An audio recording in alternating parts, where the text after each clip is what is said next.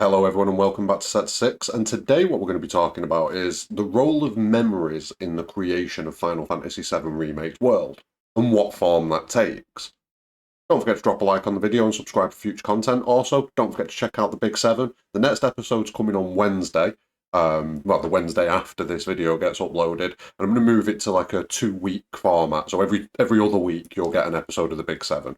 Got loads more guests to come, and it gives you some insight into the experiences and the opinions of some other Final Fantasy VII content creators. So yeah, it's a great series, well worth checking out. But let's get on with it. So we have Final Fantasy VII Remake, and we have Sephiroth clearly coming back in time somehow to try and change his past. Now, how he does that is quite up in the air. I kind of feel like he must have had a degree of help. You know, I don't see how he's done this alone. But regardless of how he's done it, the planet has noticed that this has gone on. And it can't stop him, but it seems to be able to restrict him, hold his powers back away from him, keep him in a certain place, because we only see him in Midgar. Obviously we're only in Midgar, but Sephiroth seems like he's stuck there, and once you get to the end of Remake and you fight the Whispers, it's almost as if Sephiroth's wanted this all along, and I'm pretty certain that he has wanted this all along. He's been baiting you into doing it gradually and causing as much disarray as he can so that the Whispers he's forcing the Whispers' hand, shall we say. So with everything that's going on and with all the different things that are happening and all the pressure that the planet's clearly under at this point, he's pushing the Whispers to breaking point, and on top of that, he's goading you into thinking that the Whispers are part of this fight, that you need to defeat them, when really the Whispers are trying to look after your best interests. Well, the question is Sephiroth existing in a separate timeline? Or has the planet done something a bit more than just trapping Sephiroth in Midgar?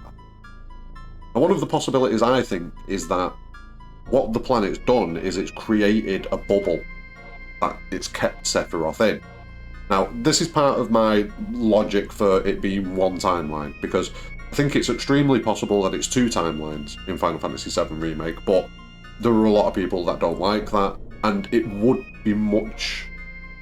potentially be better if there was only one timeline, purely because it's simpler to work with from a narrative perspective. So, you know, the writing isn't going to be as convoluted as it would be in two timelines or three timelines if we're only in one. So it is a possibility that needs exploring. I do have a video coming soon which is kind of like a start to finish of Final Fantasy VII Remake in one timeline. That should be dropping within the next week at long last. I've been working on it for about a month. But if the planet has created this bubble and kind of trapped Sephiroth in it, one possibility is that rather than this bubble being around the actual real Midgar, what it is it's in the lifestream.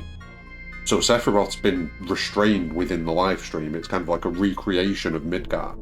And this recreation's been brought about from the memories that are in the lifestream, the memories from the original timeline. So everything that's happened throughout Final Fantasy VII's original timeline, those memories are used to create Midgar. Well, the question is, were these memories accurate? There are a lot of differences between the Midgar that we see in Final Fantasy VII Remake and the Midgar that we've seen previously in the compilation. People are doing things differently, buildings look slightly different, Cloud remembers that he killed Sephiroth. Cloud's also seeming much more on edge, much more dangerous. You know, he's more than willing to kill people at multiple occasions. There are changes everywhere, but why?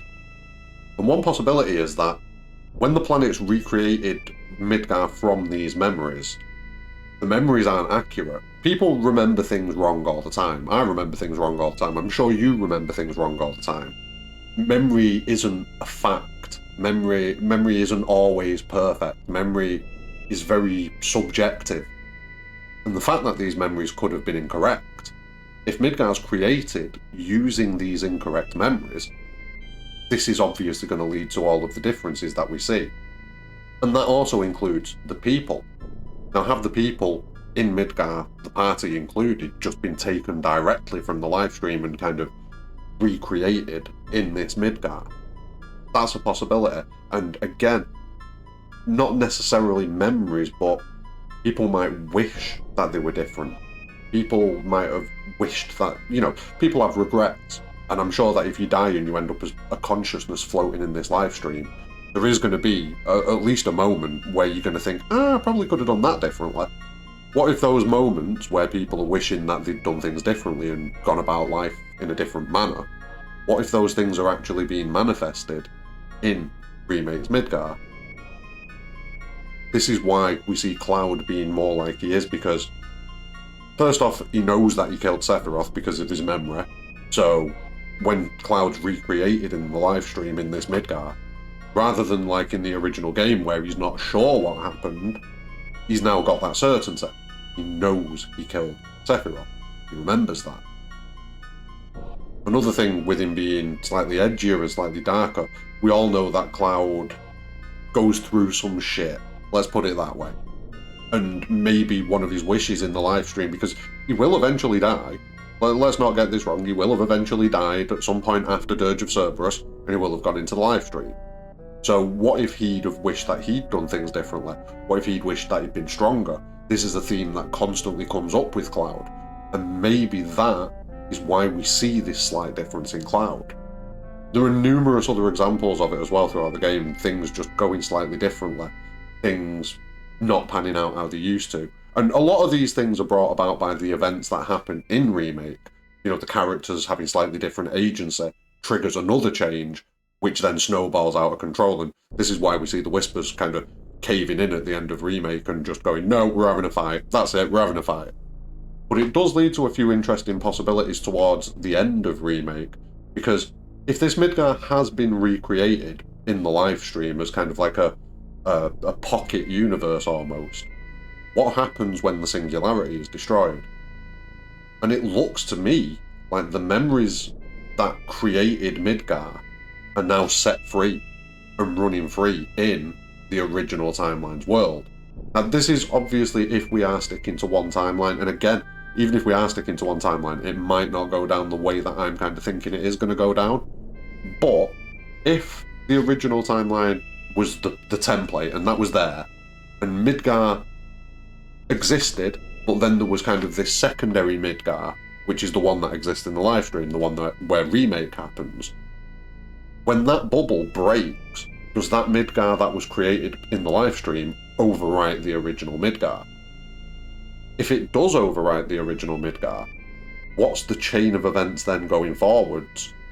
Because there's got to be some sort of ripple effect, unless it literally just rewrites the area that it was in and everything else in the world stays the same. There has to be some sort of ripple effect. I'm sure there would be. So we'd see changes all across Midgar, because this false reality has now leaked out into the real reality, into the actual OG timeline, and changed it. Another thing that makes me think that these memories have been used to create the Remake's Midgar, and everything in Remake pretty much, is the fact that as we get closer and closer to the end of the game, and the Whispers lose that control, more and more memories start to become available. Things that people shouldn't know.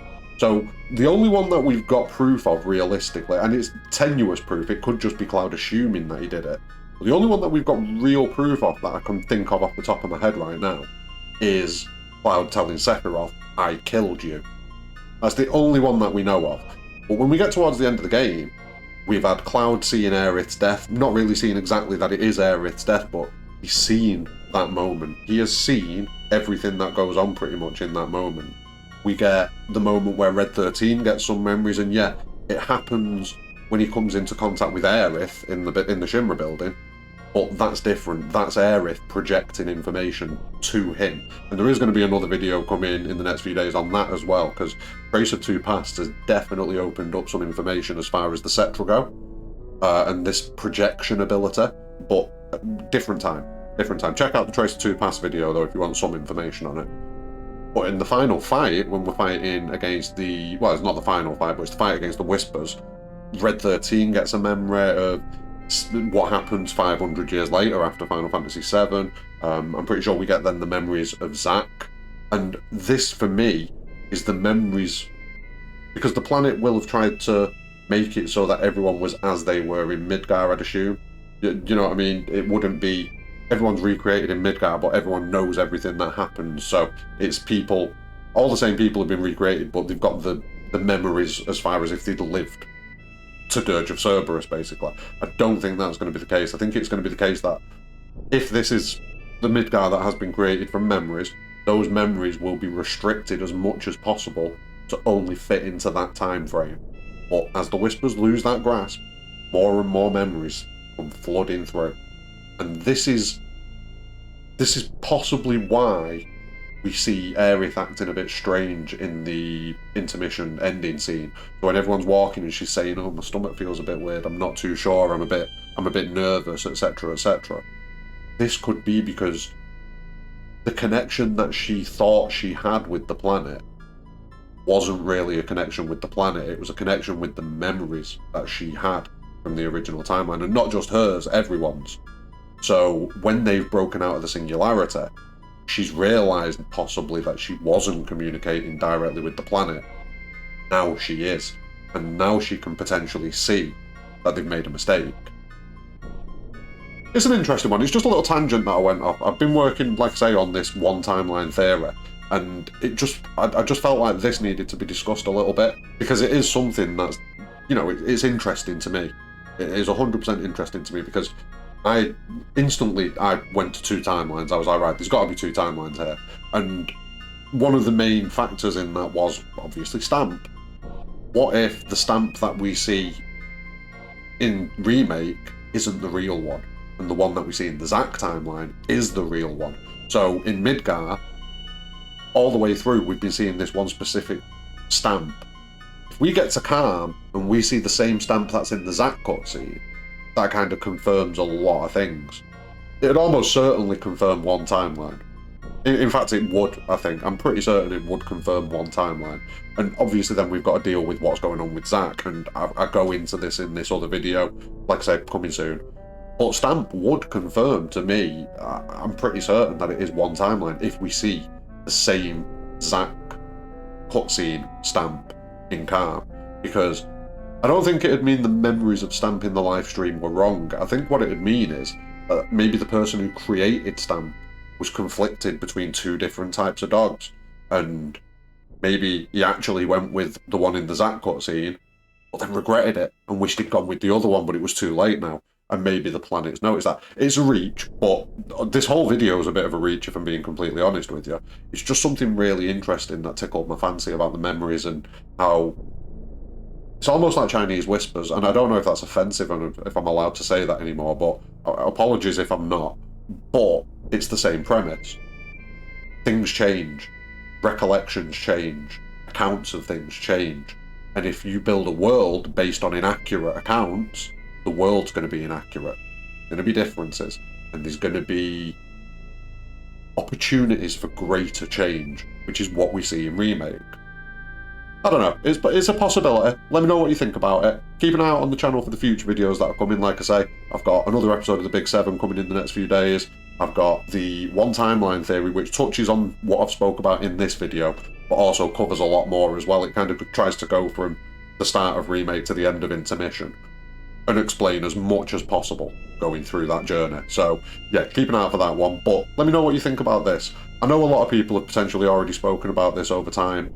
For me, the one timeline theory, it's less likely than the two timeline theory still, in my opinion. And that's where I put a lot of my focus, but I'd be doing a disservice to the story not to at least touch on it. And I'll be honest with you, while doing this upcoming video, the one timeline theory video, it has started to make more sense to me and become more possible as I've explored it. But yeah, let me know what you think about these memories. Do you think that Remake was built on false memories? Or do you think what we're seeing is a second timeline Midgar? Because if this is one timeline, there's a lot of differences in Midgar that need to be accounted for. And I think this is possibly one of the only ways that you can do it, with Midgar being created from the memories in the live stream. Let me know though, what do you think? Don't forget to drop a like on the video and subscribe for future content, but more importantly than anything, have a great day.